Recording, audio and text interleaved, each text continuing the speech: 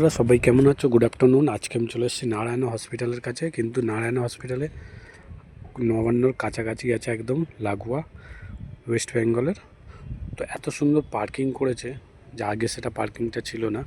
তো নারায়ণ হসপিটাল দিয়ে জায়গা নিয়ে এত সুন্দর বড় পার্কিং করেছে যে গাড়ি প্রচুর মাত্রায় ধরবে। এই যে পার্কিংটা কত সুন্দর, গাড়িটা পার্কিং করেছে। ওদিকেও পার্কিং আছে, আরও তোমাদেরকে দেখাবো আরও পার্কিংয়ের জায়গাটা। এত সুন্দর পার্কিংয়ে এত সুন্দর গাড়ি। এদিকেও পার্কিং আছে, এদিকেও পার্কিং আছে, আবার ওদিকে বাইক রাখা আছে, বাইকেরও পার্কিং খুব সুন্দর। আর যারা গাড়ি শিখছে নতুন, তাদেরকে বলি পার্কিং যদি না শেখো গাড়ি রাখতে পারবে না ছোট ছোট জায়গায়। যে কি সুন্দর পার্কিংটা করেছে, এই যে এখানে পার্কিং যদি না ব্যাক গিয়ার ঠিকঠাক যদি শেখো তাহলে পার্কিং করে রাখতে পারবে না। প্রত্যেকটা গাড়ি 3 ফুট করে গ্যাপ, 2.5 ফুট করে গ্যাপ রেখেছে পার্কিংয়ে। তো আমারও যে গাড়ি রাখা আছে এদিকে গ্যাপ আছে, এদিকে গ্যাপ আছে, এদিকেও গ্যাপ আছে, কি সুন্দর ব্যাক গ্যাপে।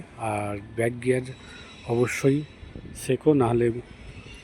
আর ওদিকে সেকেন্ড হুগলি ব্রিজ দেখা যাচ্ছে, তোমাদেরকে দেখাচ্ছি।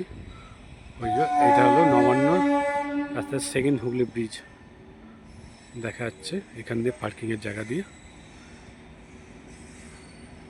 যেটা হাওড়া ব্রিজের পাশে আছে।